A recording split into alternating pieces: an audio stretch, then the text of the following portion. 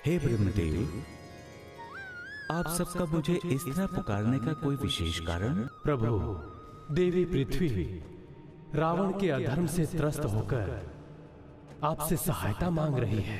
ब्रह्मदेव के वरदान से और महादेव की भक्ति में चूर हो रावण उदंड हो चला है। रावण चाहे जिस रूप में हो, किंतु सत्य के मार्ग पर चलकर हर रावण का संहार किया जा सकता है। और अब मैं पृथ्वी पर धर्म की स्थापना और पाप का नाश करने के लिए मानव रूप में अवतार लूंगा।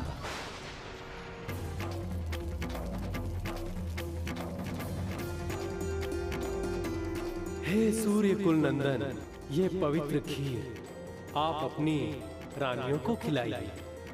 आपकी मनोकामना अवश्य पूरी होगी।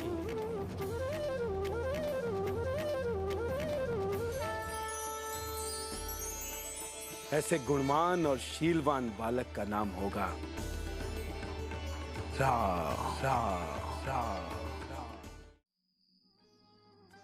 सो जा मेरे प्यारे, सो जा राम लला, ओ राज दुलारे, सो जा राम लला।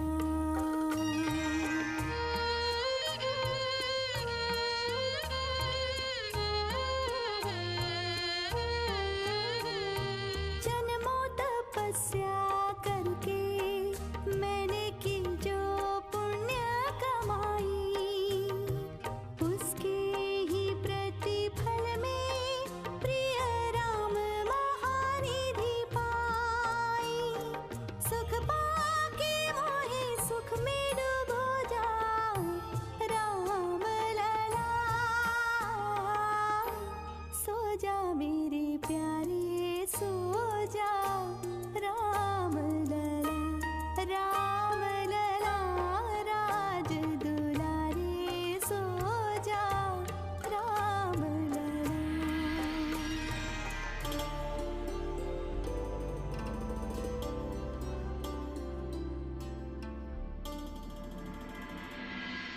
जगाऊं आपके लाडले को? नहीं नहीं, सोने दो उसे। तो क्या अयोध्या नरेश सारी रात ऐसे खड़े खड़े निहारते रहेंगे अपने पुत्र को?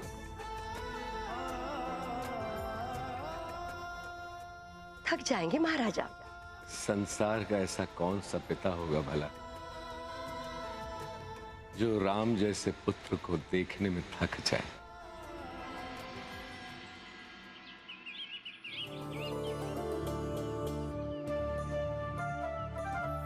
देखिए ना शत्रुघ्न को, भरत का साथ ही नहीं छोड़ता, कभी राम की ओर से भी खेले। सुमित्रा, लक्ष्मण अपने बड़े भैया की ओर से किसी को खेलने का अवसर दे तब ना। गुरु वशिष्ठ ने सही कहा था, राम लक्ष्मण की जोड़ी और भरत शत्रुघ्न की जोड़ी सदैव बनी रहेगी। क्या कही? खेल की विवशता है कि भाई भाई के विरुद्ध खेले। जीवन में तो चारों भाई एक दूसरे पे इतना प्रेम करते हैं कि समय आने पर एक दूसरे के लिए प्राण भी समर्पित कर सकते हैं।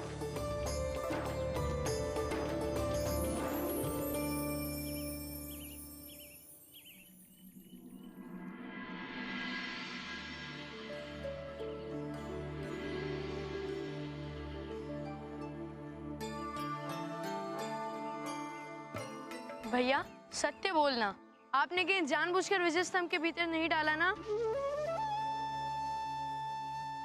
भरत, ऐसा कौन सा सुख है जो मुझे अपने भाई की हार से मिले? किंतु राम भैया, ऐसे तुम हार गए ना। लक्ष्मण, अपनों से हारने में ही तो सच्ची जीत है। और फिर ये तो मात्र एक खेल है। यदि भविष्य में ऐसा समय आया तो अपने भरत के लिए सब कुछ हारने से भी मैं पीछे नहीं हटूंगा।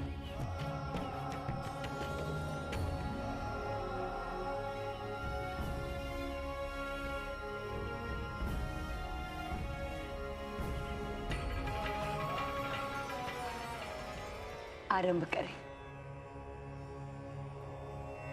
पहला निवाला राम के लिए।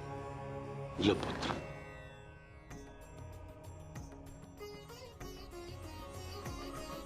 बस मुझे नहीं खाना, मेरा पेट भर गया है। भरत, बिना खाए पेट कैसे भर गया? खाने का मन कैसे करे राम भैया? पिताजी हमेशा आपको ही खिलाते हैं, हमें तो कभी नहीं खिलाते। हाँ, नहीं खाना मुझे भी, मेरा भी पेट भर गया है। यदि राम भैया कहेंगे तो मैं विवशता में खा लूंगा, नहीं तो मेरा भी पेट भरा समझो। भरत, लक्ष्मण, शत्रुघ्न, पिता के प्रेम पर संदेह। पिताजी हम सबसे एक समान प्रेम करते हैं। तो पहला निवाला हमें क्यों नहीं खिलाते? क्योंकि पिताजी चाहते हैं कि वो सुख मुझे मिले। पिता तो अपने पुत्र को खिलाते ही हैं, परंतु ऐसा सौभाग्य किस भाई का जो अपने भाइयों को अपने हाथों से वो भोजन खिला सके।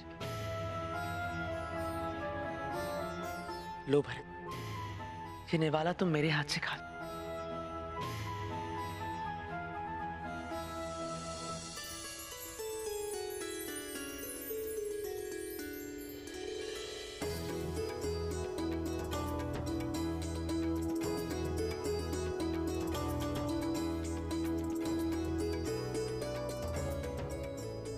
शत्रुघ्न,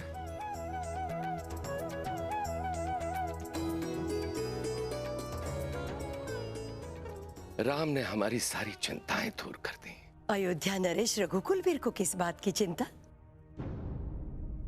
चिंता अयोध्या नरेश की नहीं, एक पिता की है। हम ये सोचकर चिंतित थे कि गुरुकुल पहुंचने के पश्चात अयोध्या के चारों राजकुमार वहां कैसे रहेंगे।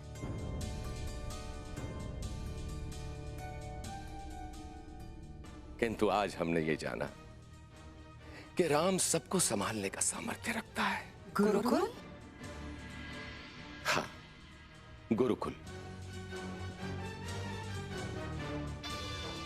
अब समय आ गया है कि हम अपने चारों पुत्रों का यज्ञोपवीत संस्कार कर उन्हें शस्त्र और शास्त्र की शिक्षा लेने हेतु महर्षि वशिष्ठ के गुरुकुल भेज दें।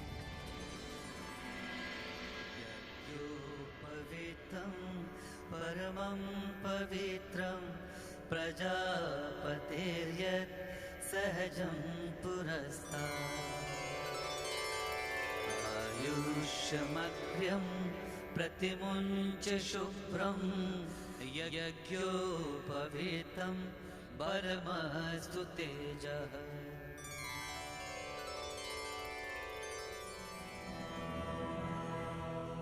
हम तुम चारों को आज अपने शिष्य के रूप में स्वीकार करते हैं।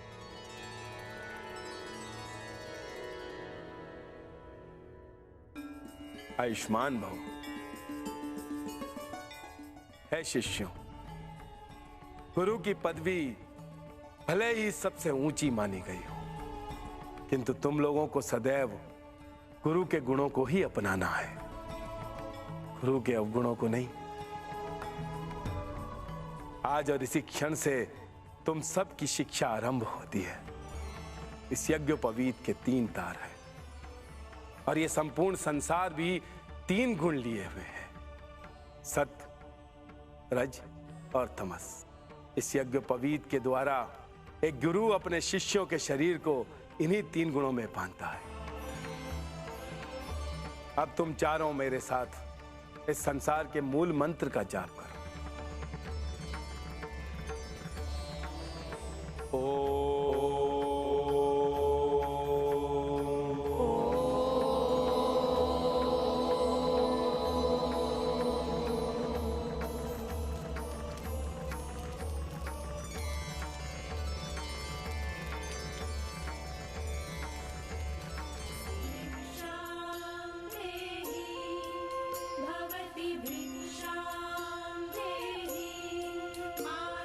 भिक्षां देहि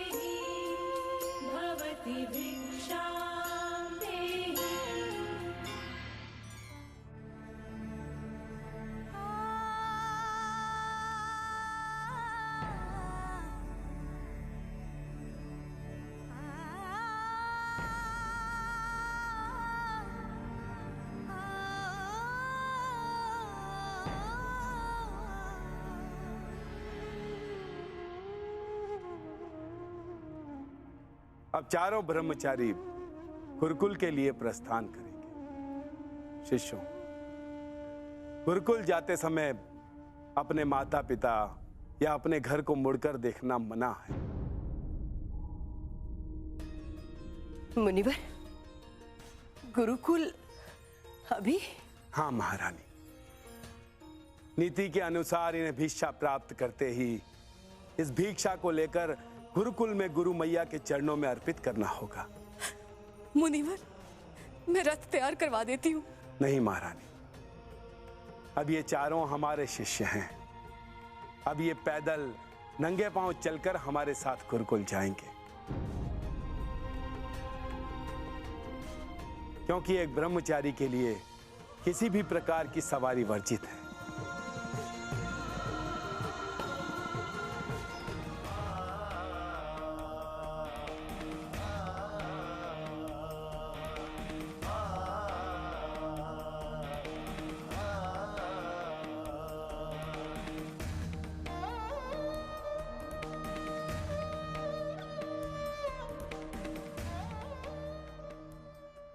मुनिवर तो दुनिया से नाता तोड़ बैठे,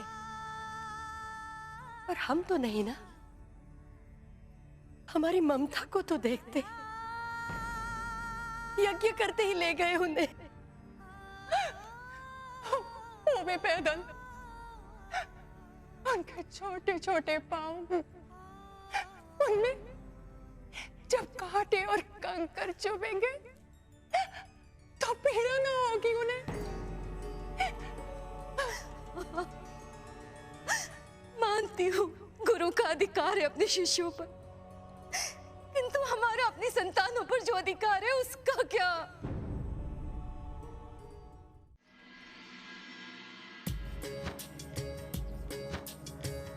गुरु आश्रम में पग धरे, ज्यों ही रघुकुल चंद, दसों दिशा में छा गया वासंती आनंद।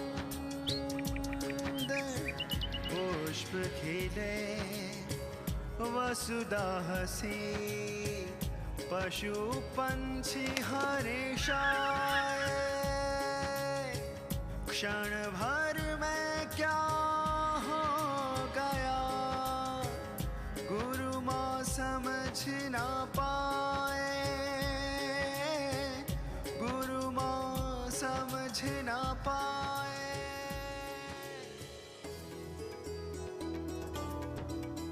प्रणाम महर्षि।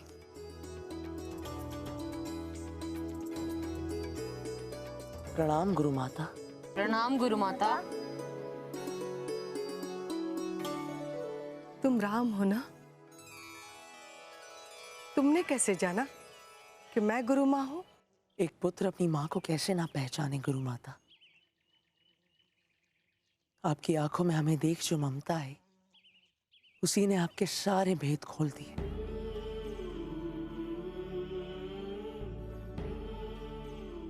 गुरु माता, यदि सत्य कहूं तो अयोध्या छोड़ते समय अपनी मैया से बिछड़ने की पीड़ा बहनों को भारी किए जा रही थी, परंतु अब आपके दर्शन करते ही ऐसा लगा कि यहाँ हमें माँ के ममता की कमी कभी नहीं होगी। ऐसा ही होगा राम, ऐसा ही होगा।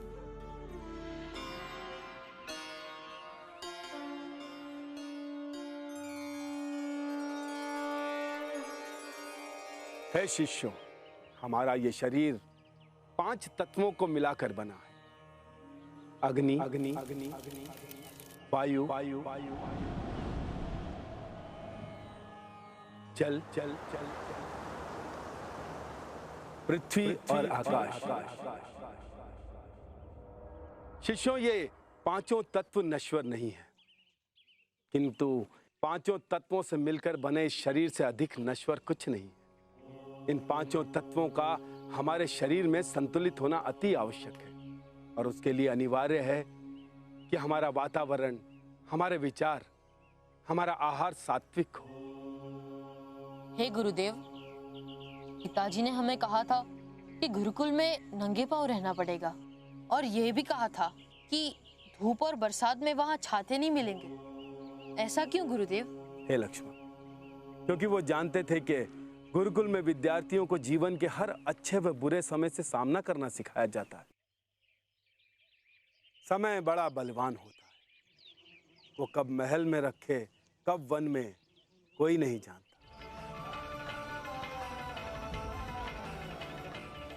ऐसे में आप सबको इस संसार की बड़ी से बड़ी परीक्षा को पार करने का अभ्यास इसी गुरुकुल में करना होता है।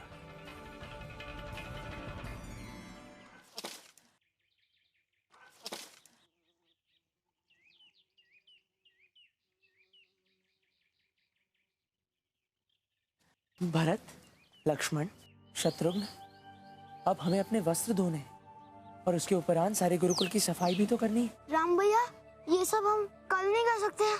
शत्रुघ्न, हम अपने कर्तव्य अपनी सुविधा अनुसार नहीं निभा सकते, इसलिए जो कार्य आज करना है वो आज ही करना है। शत्रुघ्न, अपनी छोड़ो, भैया की सोचो। हमने तो ठीक से खा लिया क्योंकि भैया हमें पहला निवाला खिलाते हैं, किंतु भैया तो सिर्फ पिताजी के हाथ से पहला निवाला खाते थे।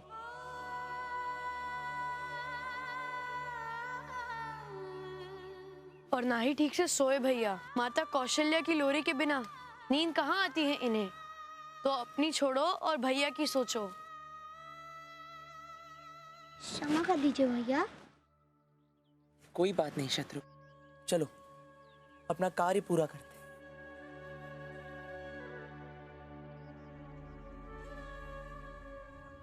लो पुत्र,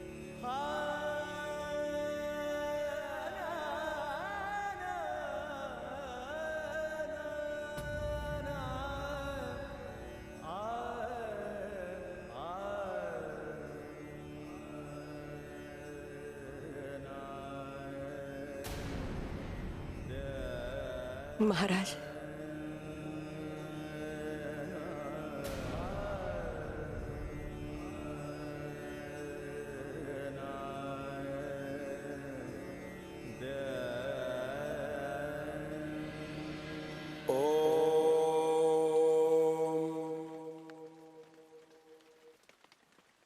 शिष्यों, भोजन आरंभ कर।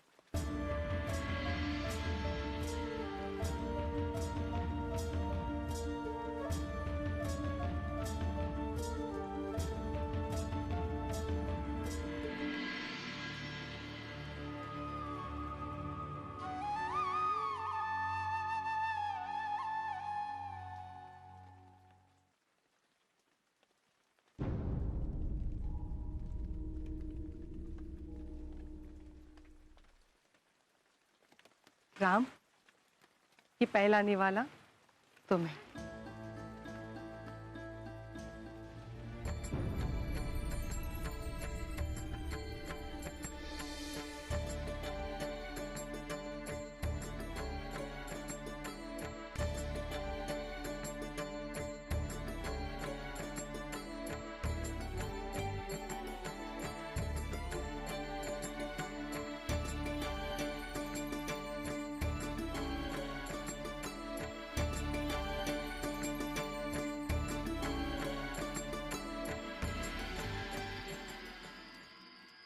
पता नहीं हमारे लाडलों ने खाना भी खाया होगा या नहीं। हमारा स्मरण कर, पता नहीं वो ठीक से सो भी पाए होंगे या नहीं। मेरे राम को तो मेरी लोरी बिना नींद ही नहीं आती। हे धरती माँ, स्वयं को इतना मुलायम करना, हमारे बच्चों को लगे कि मानो वो हमारी ही गोद में हो।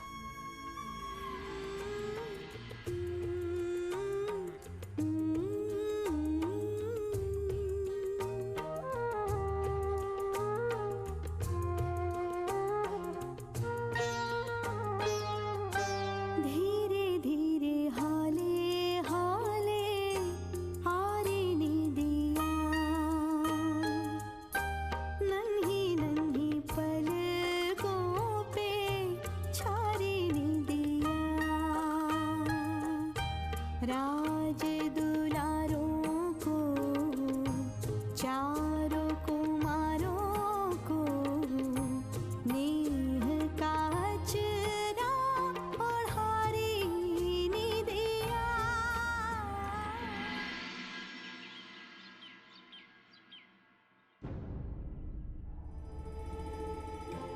क्या कही? हाँ दीदी। सुमित्रा ने बताया कि तुम गुरुकुल जाना चाहती हो। हाँ दीदी, अब रहा नहीं जा रहा। अपनी ममता के सामने हम विवश हैं। ऐसा लगता है चारों भाई मुझे ही पुकार रहे हों। ठीक है कैकेयी, तुम यदि जाना चाहती हो तो अवश्य जाओ, पर जाते जाते अयोध्या वासियों को कहते जाना कि वो अयोध्या छोड़कर किसी और नगर में रहने चले जाएं। क्यों दीदी? क्योंकि आने वाले समय में अयोध्या अनाथ होने वाली है।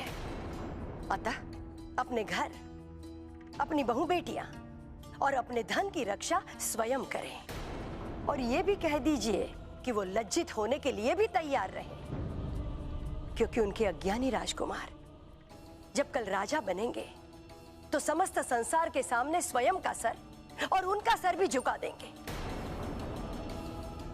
कैकेयी,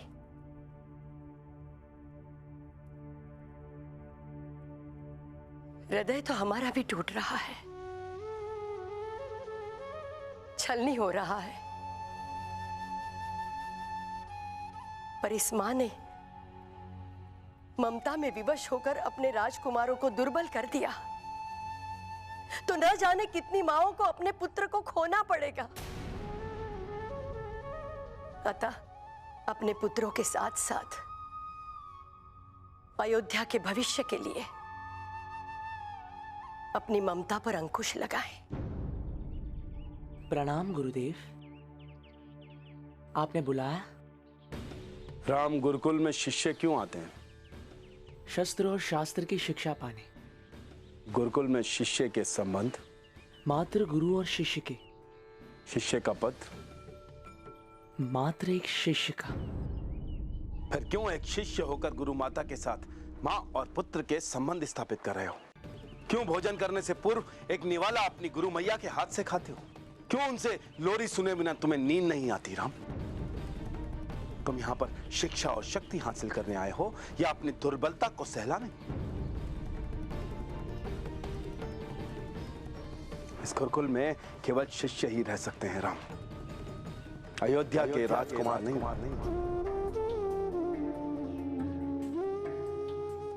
गुरुदेव, धिक्कार है उस शिष्य पर जो अपने गुरु के क्रोध का कारण बने। जाने अनजाने में इस गुरुकुल का अनुशासन तोड़ने के लिए मैं आपसे क्षमा मांगता हूं गुरुदेव।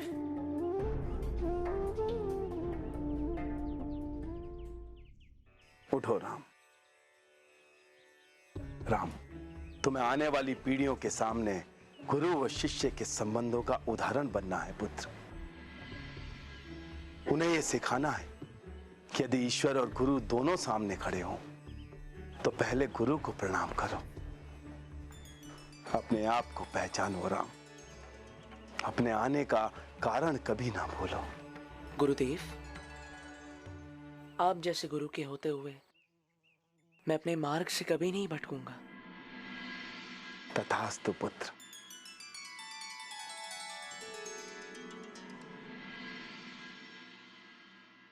महर्षि,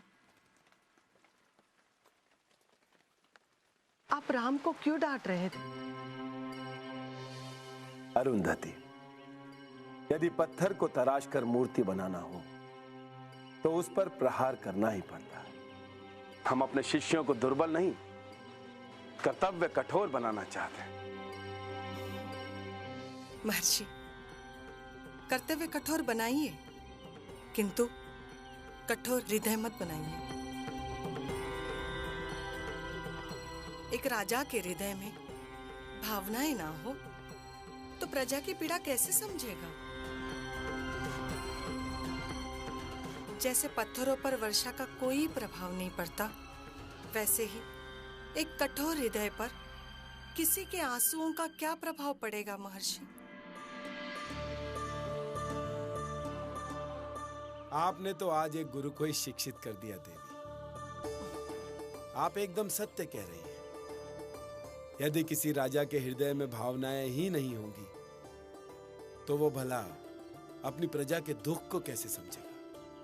अयोध्या के इन राजकुमारों को शस्त्र व शास्त्र की शिक्षा हम देंगे, किंतु इनके हृदय में कोमल भावनाओं को जीवंत करने का उत्तरदायित्व हम आपको सौंपते हैं।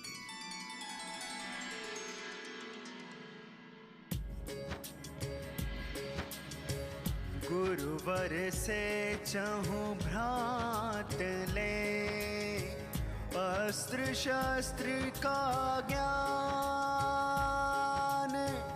देह भले सुकुमार है, निश्चय वज्र समान, गुरु माता से सीखते, दूजी और संगीत, सात सुरों की साधना, करते सजग विनीत, करते सजग विनीत।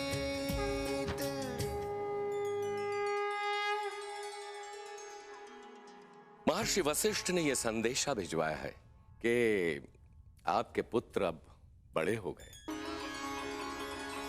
महाराज, कुछ बताया ऋषिदूत ने? मेरा राम कैसा दिखता है? उन्होंने कहा कि हमारा राम कुछ सूर्यदेव जैसा है।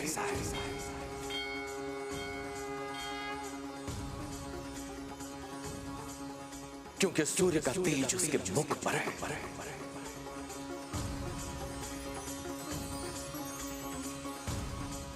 कुछ चंद्रदेव जैसा, जिनकी शीतलता उसकी आंखों में है।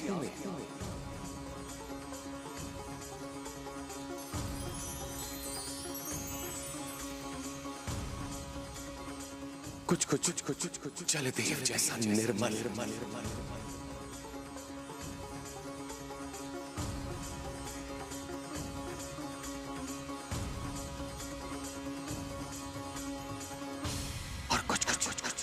यज्ञदेव जैसा मर्यादाओं में बंधा हुआ।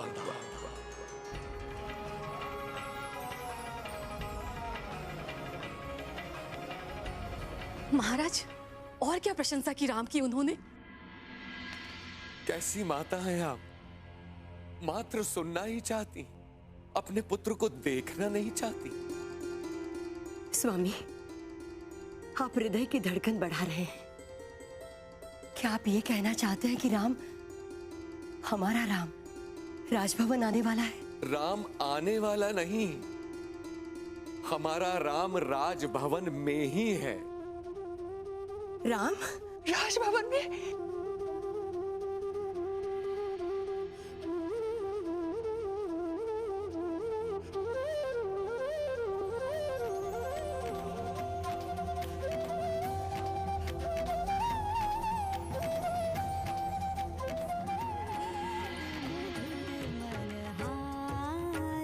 संगीत मधुर मनहारा, सुख प्रद शांति प्रद संतोष प्रद, सुख प्रद शांति प्रद संतोष प्रद, सप्त स्वरों का संगम प्यारा, संगीत मधुर मनहारा।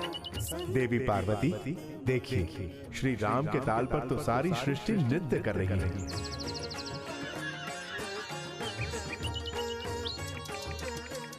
प्रभु, श्री राम का संगीत अधूरा अधूरा लगता है। आपको ऐसा नहीं लगता? आपको ऐसा क्यों लगा देवी? श्री राम वीणा वादन कर रहे हैं, पर नृत्य सम्राट नटराज अपने स्थान पर बैठे हैं। अधूरा तो लगेगा ही ना। शिव की ध्यान समाधि में श्री हरि, शिव की ध्यान समाधि में श्री हरि, हरि के मुख पर शिव ओंकारा, संगीत मधुर। सारे गम पद नि सारे ध प म ग रे सा नि रे ग म प ध नि सा रे सा नि ध प म ग रे सा, ग म प ध नि सा रे ध नि सा रे ध प म ग रे सा। संगीत मधुर मनहारा, मधुर मनहारा,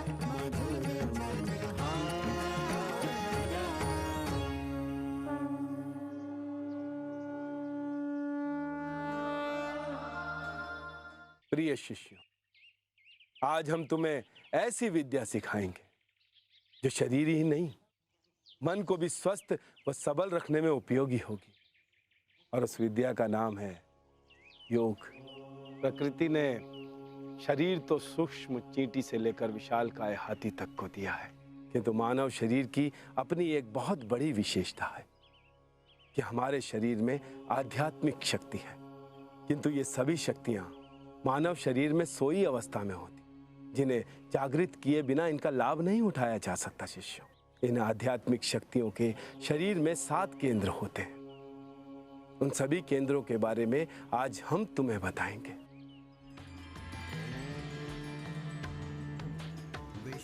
यह है प्रथम चक्र, मूलाधार चक्र। ये सभी शक्तियों का निवास स्थान है। और दूसरा चक्र स्वाधिष्ठान चक्र। फिर वहां से तीसरा केंद्र मणिपुर, मणिपुर से चौथा अनाहत चक्र, इसे हम कुंडलिनी भी कहते हैं। हम इस चक्र से शक्ति को जगाकर दूसरे चक्र तक पहुंचाते हैं। और यहां से विशुद्ध चक्र, विशुद्ध चक्र से चलते हुए ये आज्ञा चक्र तक पहुंचता है। और आज्ञा चक्र पहुंचकर ये उसे जागृत करता है। श्वेत वर्ण का ये चक्र भिकुटी के मध्य 2 पंखुड़ियों के बीच होता है। और इसका बीज मंत्र है ओम।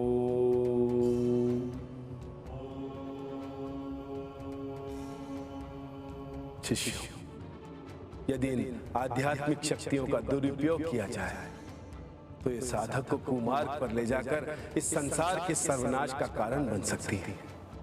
इसलिए इनका अभ्यास केवल गुरु के सामने ही किया जाना चाहिए। चौथे चक्र के भेदन के बाद योगी ऐसी अवस्था में पहुंच जाता है जहां उसे असीम आनंद की प्राप्ति होती है।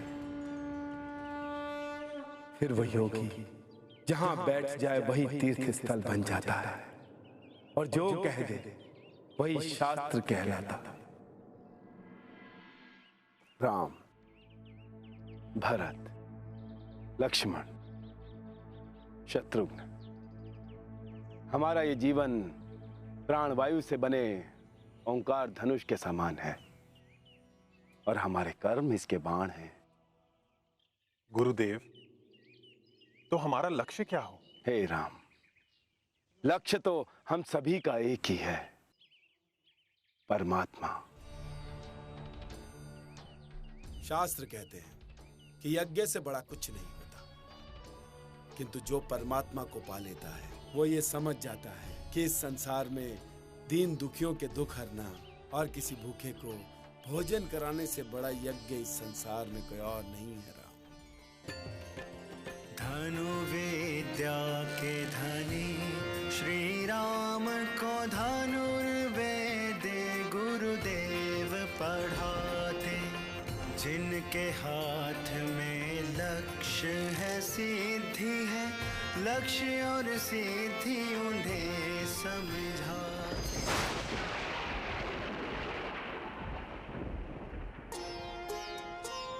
सर्व कला विद्या सुगुण मानो जोड़े हाथ। प्रभु से सविनय कह रहे, ग्रहण करो रघुनाथ। तो तुम लोग अपने कुल के बारे में जानना चाहते? जी गुरुदेव। तुम चारों ने कुलों में श्रेष्ठ रघुकुल में जन्म लिया है। इस कुल में कई महान राजाओं ने जन्म लिया है। इक्ष्वाकु, अनेना, मानधाता, हरिश्चंद्र, सगर, भागीरथ और रघु। इस रघुकुल का सर्वोत्तम गुण यह है पुत्र कि रघुकुल रीत सदा चली आई, प्राण जाए पर वचन न जाए। इस रघुकुल में त्याग, सत्य व धर्म का अनुसरण हर एक राजा में पाया गया है। महाराजा रघु के नाम से इस रघुकुल की पहचान बनी। महाराज रघु महापराक्रमी राजा थे, जिन्होंने अपने शौर्य व पराक्रम से कई बार पृथ्वी को जीता है और हर बार विश्व जीत युद्ध करके वो अपना सब कुछ दान कर दिया करते थे और पुनः निर्धन हो जाया करते थे।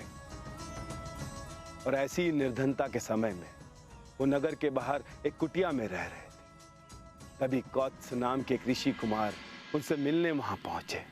हे ऋषि कुमार, रघु का प्रणाम स्वीकार कीजिए। कहिए मैं आपकी क्या सेवा करूं? क्षमा कीजिएगा, मैं तो यहाँ महाराज रघु से सहायता मांगने आया था, किंतु मेरे समक्ष जो इस कुटिया का निवासी खड़ा है वो मेरी सेवा करने में असमर्थ दिख रहा है।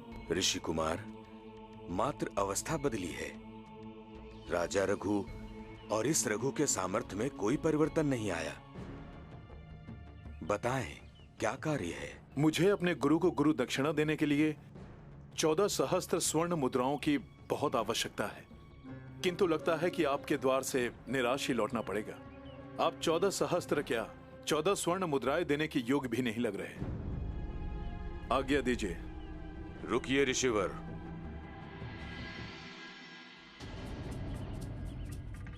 ऋषि कुमार, कोई हमारे द्वार पर खड़े हो, हमसे हमारे प्राण मांगे तो हम अपनी गर्दन काटकर थाल में सजा कर देते हैं। आपने ऐसा सोच भी कैसे लिया कि रघु आपको यहां से खाली हाथ जाने देगा? हम आपको वचन देते हैं कि आपके गुरु को देने के लिए 14 सहस्त्र स्वर्ण मुद्राओं की व्यवस्था हो जाएगी।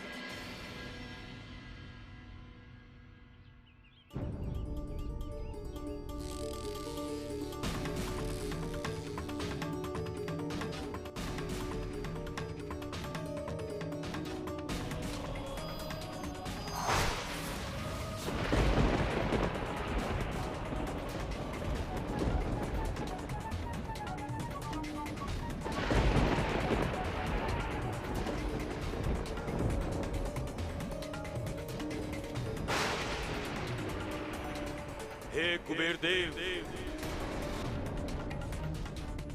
हमारे द्वार पर आए याचक को संतुष्ट करने हेतु हमें 14 सहस्त्र स्वर्ण मुद्राओं की आवश्यकता है। हम आपसे विनती करते हैं कि हमारी लाज रखें, और यदि आपने ऐसा नहीं किया तो हमें विवश होकर कुबेर नगरी पर आक्रमण कर अपने सम्मान और अपने वचन की रक्षा करनी होगी। भयभीत हो कुबेर ने महाराज रघु की कुटिया के सामने स्वर्ण मुद्राओं की वर्षा कर दी।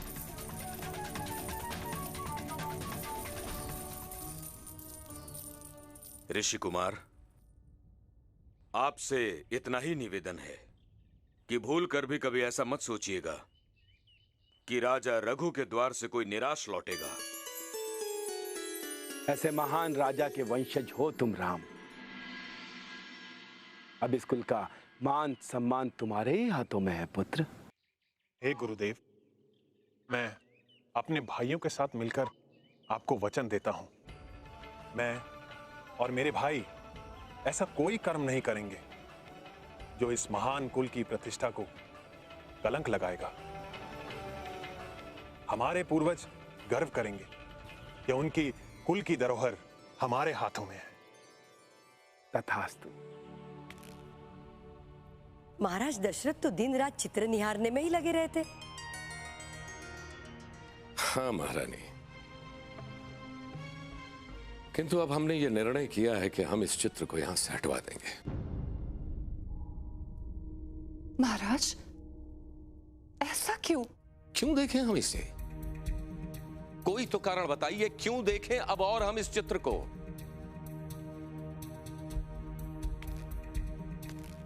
जबकि राम स्वयं अयोध्या हमारी आंखों के सामने आ रहा है।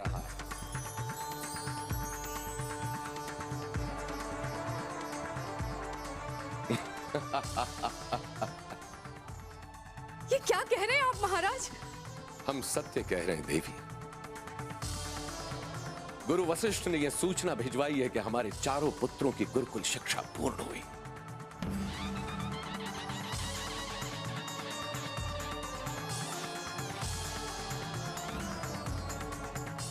हमारे राम लक्ष्मण भरत शत्रुघ्न शीघ्र ही यहां हमारे पास आ रहे हैं।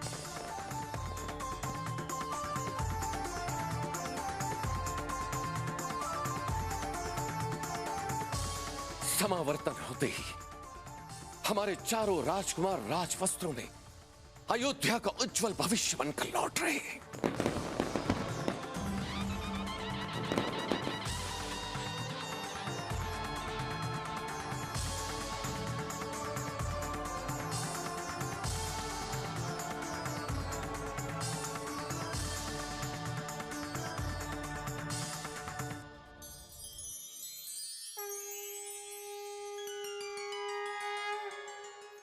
राम,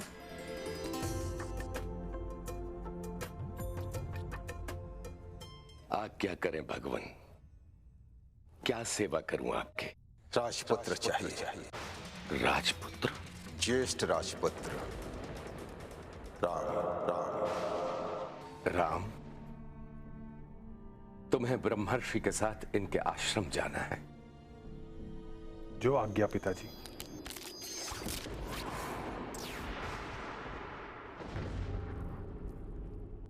सावधान हो जाओ राम, ये ताड़का के आने का संकेत है। ताड़का को स्त्री जानकर व्यर्थ में समय मत गंवाओ राम। अधर्मी होने के नाते वो दया की नहीं दंड की अधिकारी है। ऐसी अधर्मी स्त्री का वध करना कभी पाप नहीं हो सकता। इसलिए मैं तुम्हें आज्ञा देता हूं। जो आज्ञा गुरुदेव।